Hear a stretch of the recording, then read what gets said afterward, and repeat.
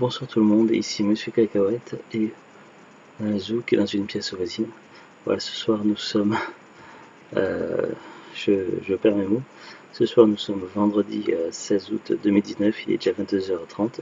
Je parle pas très fort puisqu'il y a mon fils qui dort dans sa chambre. Voilà, donc ce soir on a vu avec mon fils et Zouk le film Small Soldier. Alors on voit des jouets, des figurines, mais c'est pas un film d'animation, c'est pas un dessin animé, c'est vraiment un film avec des acteurs. Et des figurines qui sont animées, qui sont très très bien animées. C'est un film de 98 que je connaissais parce que je l'avais vu dans ma jeunesse à l'époque en cassette vidéo, en VHS. Je crois qu'on l'avait loué dans un vidéoclub à l'époque. Et du coup c'est un DVD que je cherchais depuis un moment et puis on l'avait trouvé il y a quelques temps, je crois à Cash, en coup de chance. Et, euh, et voilà, donc je ne le connaissais pas, mon fils ne connaissait pas non plus. Ça a été réalisé par Joe Dante, donc on connaît surtout Joe Dante pour les deux films Gremlins 1 et 2, même s'il a fait d'autres films. Et donc voilà, donc c'est vrai que ça peut faire penser un peu à Toy Story. Bon, il faut savoir que Toy Story est sorti avant, quelques années avant. Néanmoins, c'est un projet de film qui datait de 92, je crois. Alors, je reviendrai sur la fiche Wikipédia dans quelques temps, dans un petit moment. Euh, voilà, mais je crois qu'ils n'étaient pas prêts pour faire le film tout de suite. Et donc voilà, c'est un film, j'en garde de très bons souvenirs. Il y a eu pas mal de produits dérivés, notamment des jeux vidéo. D'ailleurs, il n'y a pas si longtemps que ça, il y a, je sais pas, peut-être 2 mois, on avait trouvé en brocante, donc lors d'un retour d'un panier, la cartouche du jeu vidéo sur Game Boy Small Soldier. Donc là, je ne l'ai pas encore testé. Et voilà, donc c'est un film d'animation qui m'a marqué. Contrairement à Toy Story, c'est quand même un peu plus mature au niveau du scénario, tout ça. Là, on a quand même affaire à deux factions de jouets, dont une qui est fortement agressive et qui n'hésite pas à utiliser à, à modifier des outils, tout ça pour en faire des armes. Et voilà, donc il y a clairement plus de violence que dans Toy Story. Mais on va commencer déjà par lire le synopsis. Alors, beaucoup d'action, beaucoup de rire, un grand film. Small Soldier est une extraordinaire aventure. Découvrez le commando d'élite composé par les petites figurines d'action. Ils se sont échappés de leur boîte avec les... Ah, ils ont fait une faute là. Ils ont marqué avec les gorgonites. Alors que non, c'est avec les gorgonites. Des créatures au bon cœur mais à l'aspect peu ordinaire. Alan Abernathy, viré de son lycée, est recruté pour les aider et secourir la fille de ses rêves avant que toute la ville ne soit sans dessus dessous. Small Soldier est une comédie spectaculaire pour toute la famille. Au niveau des choix des langues, je pense que c'est un DVD qui est sorti dans le début, parce que dans les débuts des DVD, ils avaient tendance à sortir les films dans plein de langues différentes et dans plein de sous-titrages. Après, avec le temps, ils sont un petit peu lassés, en général, ils sont contactés la plupart des films à faire du français, anglais, et puis basta. Par exemple, au niveau de l'audio, on peut voir le film en français, anglais, allemand, italien, espagnol. Et au niveau des sous-titres, on a quand même français, anglais, allemand, polonais, tchèque, turc, hongrois, suédois, finnois, hollandais, norvégien, portugais, danois, bulgare. Ils sont clairement lâchés au niveau des sous-titres. Donc, savoir que le film démarre pas directement sur le menu, ça dit le film démarre directement en français de base. Donc après, si on veut modifier les paramètres, il faut appuyer sur la touche menu. Franchement, le film il a pas vieilli du tout, c'était une agréable surprise. Ça devait faire au moins 25 ans que j'avais pas vu le film, voire plus, je sais plus. À l'époque, j'avais vu le film, j'avais 7-8 ans, j'en ai 35, donc faites le calcul. Donc voilà, je l'avais peut-être vu quand j'avais 10 ans ou 12 ans, je sais plus. Enfin, ça date. Donc voilà, donc j'en gardais un très très bon souvenir, mais je me souvenais plus exactement. Je savais qu'il y avait deux factions de jouets qui s'affrontaient. En fait, c'est pas tout à fait ça l'histoire, donc c'est vrai que bon là ça résume pas trop, donc on va essayer de résumer.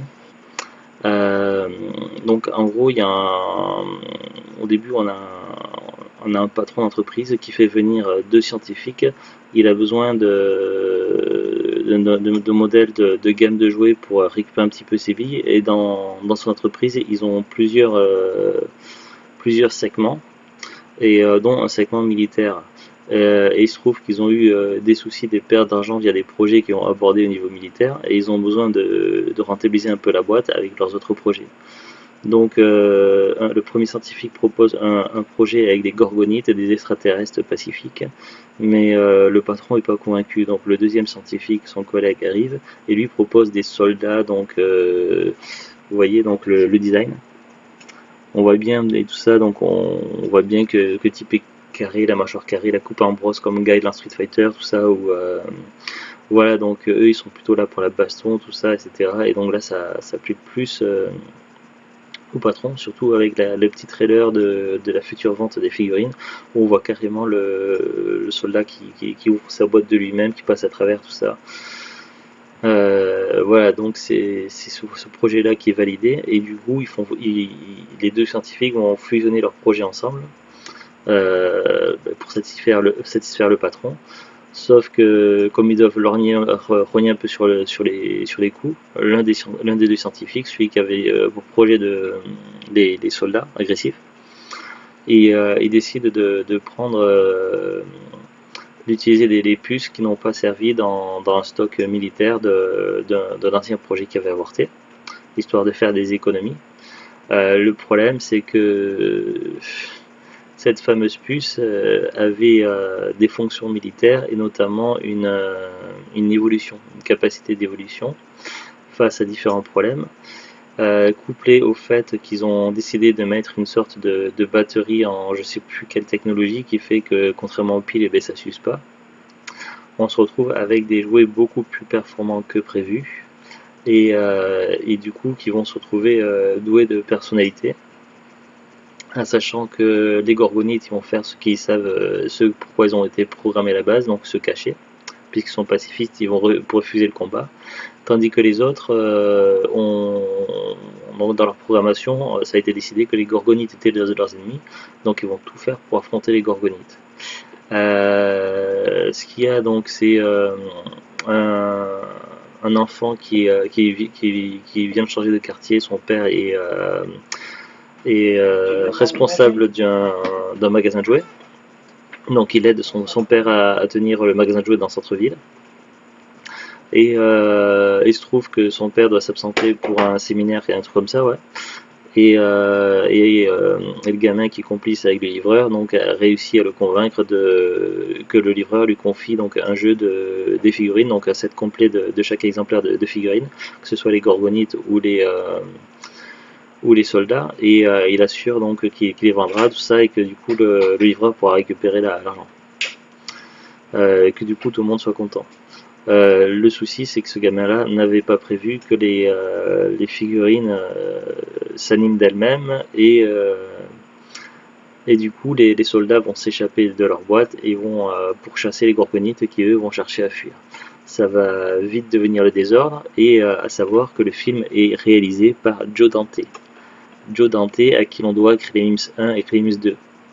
Alors imaginez, quand vous savez ce que Joe Dante a fait avec les Crimes 1 et 2, là la pagaille que c'est avec ces petites créatures, ces petits monstres, imaginez ce qu'il peut faire avec des soldats animés. Voilà, vous pouvez imaginer un petit peu le délire que ça peut être, et du coup ça devient vite un joyeux bordel. Donc je vais pas vous en dire plus pour pas spoiler.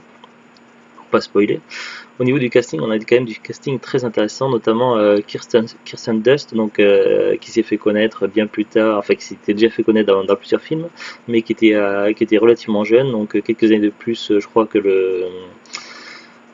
qui paraît un tout petit peu plus âgé que le garçon, donc un des personnages principaux du film, mais que l'on connaît beaucoup aussi par la fameuse trilogie de Sam Raimi, Spider-Man.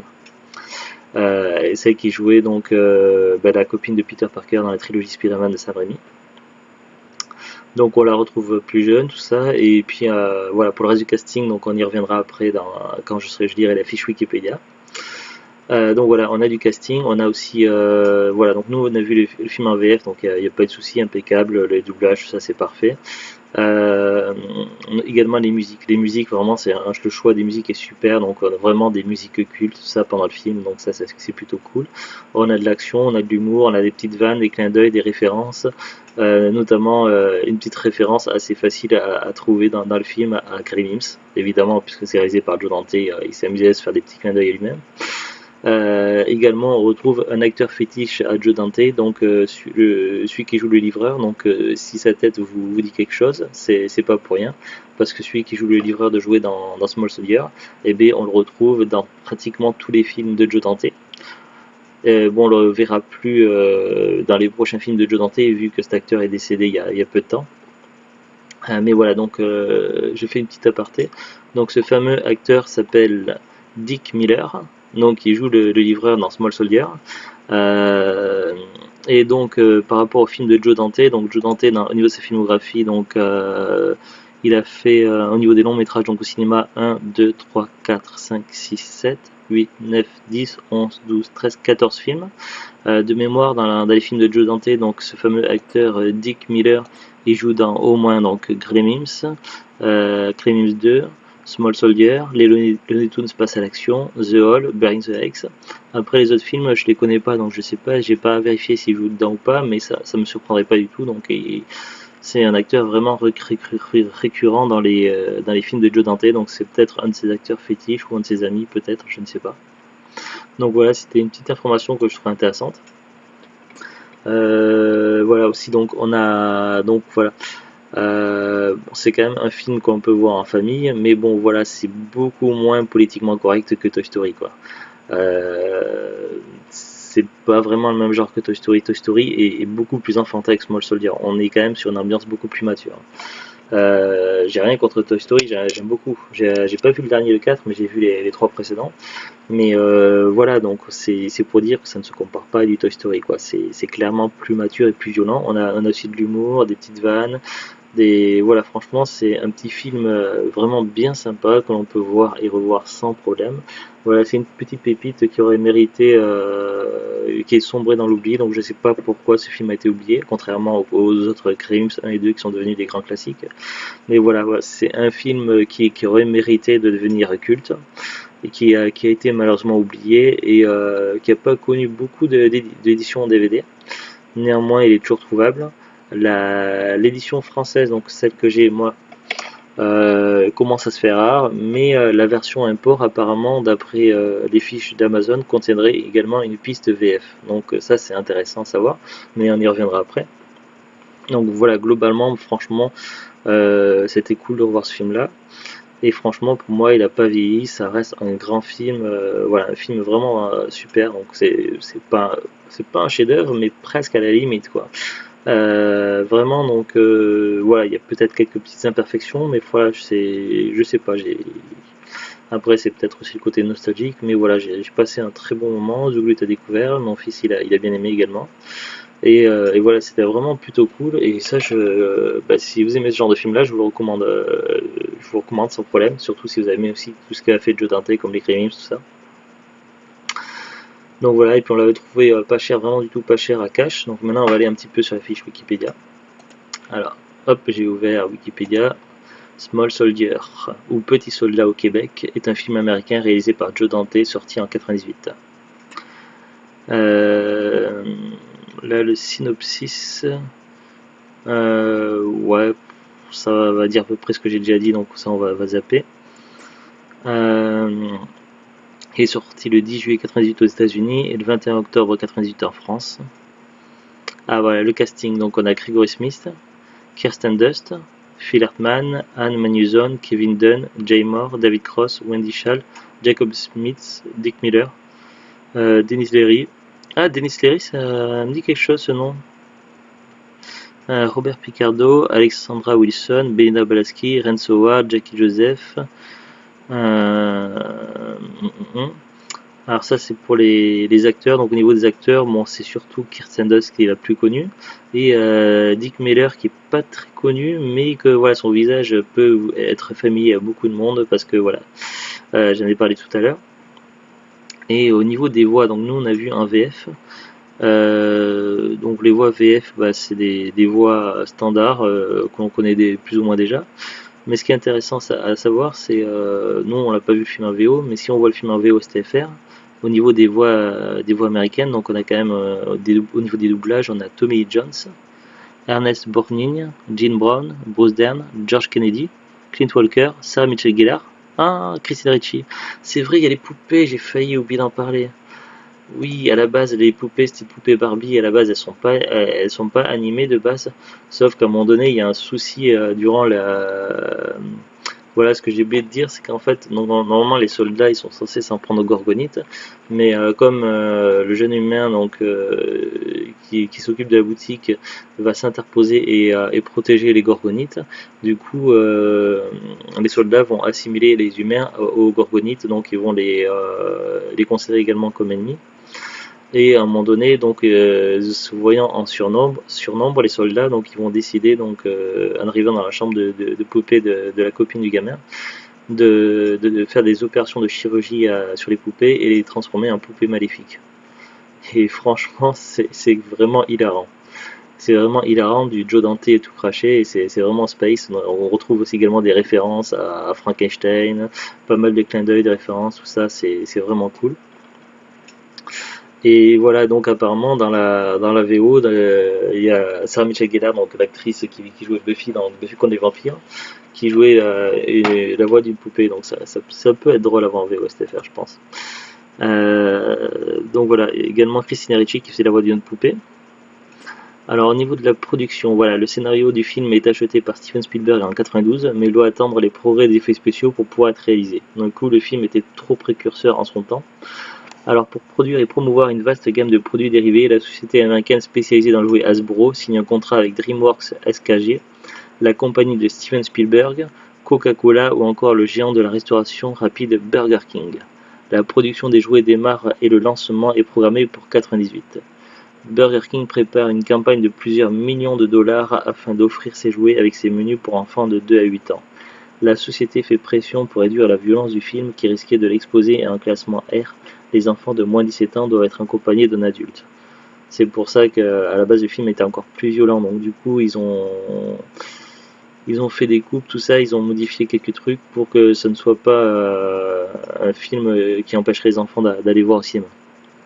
Ce qui veut dire qu'au niveau du DVD, je dois avoir le montage cinéma. C'est dommage, et ce film-là mériterait qu'il y ait une réédition en édition uncut, version d'origine, sans censure, tout ça, la version Director's Cut, ça serait vraiment génial de trouver ça en uncut.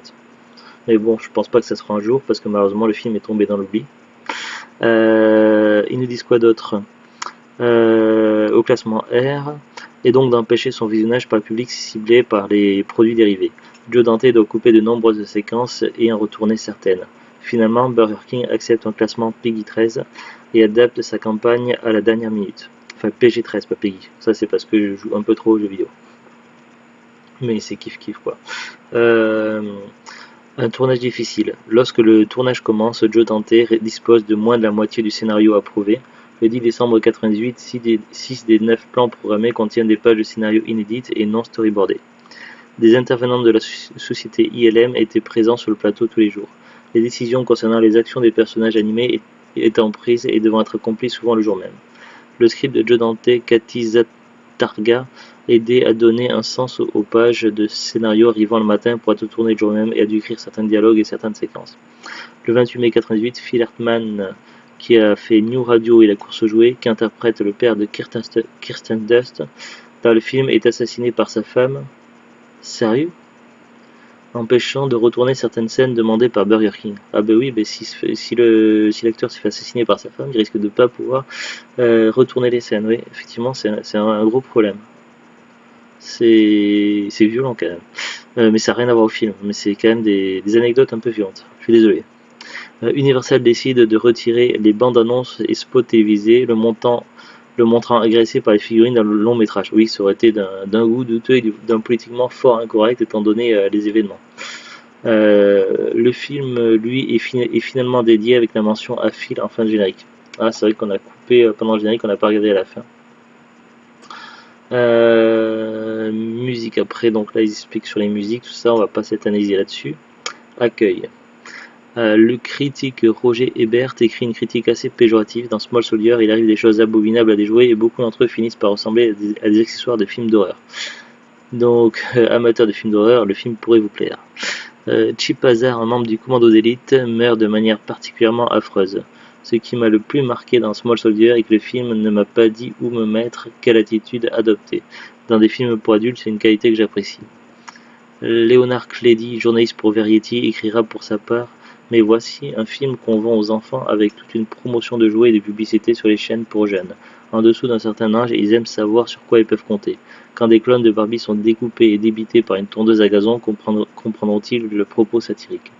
La notion d'une technologie prise de folie est le moteur de Small Soldier. Alors que des figurines d'action pour enfants auxquelles on a implanté des micropuces militaires défectueuses se mettent à bouger, à parler et à apprendre, elles se retournent contre le propriétaire humain avec une violence meurtrière. C'est un rêve paranoïaque d'adulte devenu réalité. Aussi, le fait de l'avoir situé dans un contexte jeune pourrait-il avoir involontairement sabordé les bases de l'histoire? Ouais, là, ça va loin quand même. Le film obtient un score de 47% sur le site Rotten Tomatoes sur 43 vies. Autour du film. Le film a été adapté en différents jeux vidéo, tous édités en 98. A savoir qu'en 98, il y a eu aussi la fameuse Coupe du Monde où la France a gagné contre le Brésil à 3-0. Bon, c'est une anecdote que tout le monde connaît, je pense. Un jeu d'action pour PlayStation appelé Small Soldier. Un jeu de plateforme pour Game Boy appelé Small Soldier. Donc nous, on n'a pas le jeu PlayStation, mais on a le jeu de Game Boy. Ça, c'est bien. Il faudrait qu'on trouve un jour le jeu PlayStation. Un jeu de stratégie pour compatible PC appelé Small Soldier Squad Commander. Ça serait cool à trouver, ça aussi. Le mot de passe de Irvine dans le film est Gizmo, le nom du personnage principal des films Grimm's, Grimm's 2, la nouvelle génération de Joe Dante. Une figurine de Grimm's Gizmo est aussi présente dans la benne à ordures où se cachent les gorgonites. Ah non, ils ont marqué gorgonite là, de gorgonites, ils ont fait une faute sur Wikipédia. J'ai pas capté, il faudrait que je revoie à nouveau le film en faisant des coupures, des passages au ralenti, parce que j'ai pas capté la figurine de Gizmo. Le passage où Chip Hazard arrive avec un petit hélicoptère au son de la chevauchée des Valkyries est un clin d'œil au film Apocalypse Now. La phrase J'espère qu'on ne rencontrera pas d'iceberg, dite par un gorgonite lors de la scène finale, est une référence au film Titanic de James Cameron, sorti la même année. Ouais, bah celle-là était facile à voir, cette référence. Voilà, c'est tout ce que j'ai sur Wikipédia. Joe Dante, donc il a fait, sur les films qu'il a fait, on a fait également un épisode de Parlons DVD sur Buying the X, qui était pas trop mal. Je me souviens plus c'était quel épisode de Parlons DVD, je suis désolé. Ça fait un bon moment, je pense. Ça doit être dans les épisodes de Parlons DVD de l'année dernière, je pense. Alors, maintenant pour le DVD. Donc le DVD, évidemment, cette édition-là en français, PIS VF, édition française n'existe plus. Si vous allez sur Amazon, donc pour l'édition française, neuf, il faut compter minimum 25 €. Et encore, c'est vendu par Fun Kingdom et je me demande si c'est pas de l'import britannique, je suis pas sûr. Quoi qu'il est marqué expédié depuis France, faut voir. Par contre, chose intéressante, il y a des éditions import sur Amazon, donc je vois par exemple l'import anglais, donc avec le rond 12, vraiment le rond spécifique pour repérer les éditions anglaises. Si vous avez l'habitude des DVD anglais, c'est marqué expédié et vendu pour Amazon 9,38 €, ce qui est un prix correct, sachant la rareté du film en VF. À savoir que la version import anglaise, donc c'est forcément du zone 2, donc ça marche sur des lecteurs DVD français. Et au niveau des audios, donc sur la fiche Amazon, en espérant pour vous qu'elle ait été mise à jour par Amazon, qu'elle soit correcte, parce qu'il y a marqué audio italien 5.1, allemand 5.1, anglais 5.1, français 5.1, inconnu 5.1 et espagnol 5.1. Ce qui voudrait dire que le film, il marque même le studio Universal Pictures UK. Donc l'édition 2003 britannique contiendrait une piste VF française. Donc ça serait une bonne nouvelle pour ceux qui cherchent désespérément ce DVD là. C'est quoi moi l'éditeur pour l'édition française? Il y a plusieurs logos, il y a le logo Universal. Ouais, bah c'est Universal je pense. Après il y a également la version allemande. Là, c'est pour reconnaître un DVD d'édition allemand, c'est comme pour les jeux vidéo, c'est un carré avec un rond avec marqué FSK. Là, c'est un peu plus cher, c'est 11,90 €, toujours expédié et vendu par Amazon. Mais au niveau des langues, c'est bien marqué également italien, allemand, anglais, français, espagnol. Donc il y a également sur la piste allemande au moins une piste VF apparemment, au niveau du son. Studio Universal Pictures Germany GmbH. Et donc voilà. Après ça me surprend pas trop puisque comme on voit ici au dos, vous voyez français, anglais, allemand, italien, espagnol, donc j'imagine que sur les DVD édités en Angleterre, en Allemagne, en italien, en espagnol, c'est également le même choix de langue, tout pareil. À mon avis, ils ne sont pas embêtés, ils ont mis sur chaque DVD vendu dans ces pays-là, dans ces pays de cette liste-là, à chaque fois toutes les mêmes langues. Comme ça, ils sont pas trop embêtés au niveau du pressage DVD. Je pense que ça va être un truc de ce genre-là. Donc voilà, donc l'édition française se fait rare et difficile à trouver, mais vous pouvez encore tomber sur une édition à import avec la piste VF, donc c'est plutôt une bonne nouvelle. Après, à moins de, ça va être franchement, donc moi le prix le plus bas que je vois, c'est 9,38 € sur Amazon en import anglais. Parce qu'après, si vous allez sur Rakuten, donc anciennement Pressminister, il y a très peu de gens qui vendent et uniquement en occasion. Donc voilà, donc après, quand c'est en occasion, le problème c'est qu'on ne sait pas s'il y a des traces de doigts, des rayures, si ça va bien marcher ou pas, c'est toujours le souci. Donc à moins d'avoir un coup de bol et que vous puissiez le trouver à part chez vous dans un cache ou en brocante, il y a de grandes chances qu'il faudra se tourner sur la version import, je pense. Moi j'ai eu vraiment un coup de bol de tomber dessus vraiment par hasard à cache parce que franchement, voilà, j'étais super content ce jour-là. Voilà, pas grand chose à dire de plus, sauf que voilà, c'est un film que j'aime beaucoup et je suis très content de l'avoir et voilà, on a passé un très bon moment, une très bonne soirée sur ce film-là. Allez, sur ce, donc je vous dis à très très bientôt, bonne soirée, bon week-end et au revoir. Au revoir.